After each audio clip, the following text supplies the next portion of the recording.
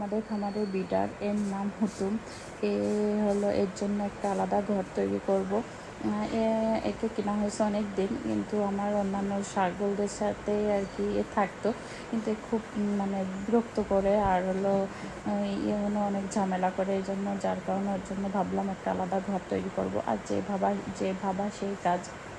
এইখানে এটা আমাদের মানে আঙিনায় একটা টাওয়ার আছে, এই টাওয়ারের নিচে আর কি ওর থাকার জন্য একটা ঘর তৈরি করবো এটা ভাবছি।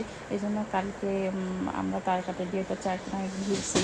ঘেরার পরে আর কি আজ ভাবলাম যে এখানে মাটিতে ওরা তো থাকতে পছন্দ করে না, ওরা সবসময় উঁচা জায়গায় শুকনো জায়গায় থাকতে পছন্দ করে। এই জন্য ভাবলাম এখানে একটু ঢালাই দিয়ে প্লাস্টার করে দিই।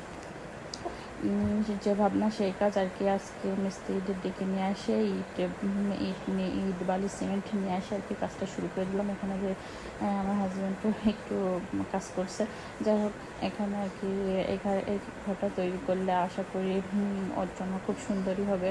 এখানে একটু যে বারান্দা টাইপের করে দেওয়া হয়েছে, যাতে ও একটু বাইরেও ঘোরাফেরা করতে পারে, ওর মাটিতে নামা লাগে। এখানে একটা জলচকি বানিয়ে সুন্দর করে ধুয়ে দিলে ওখানেও ওই জলচকির পরেও ঘুমাইতে পারবে। এই যে ঘরটা এখন কাজ শেষ, এটা ফাইনাল লুক। কালকে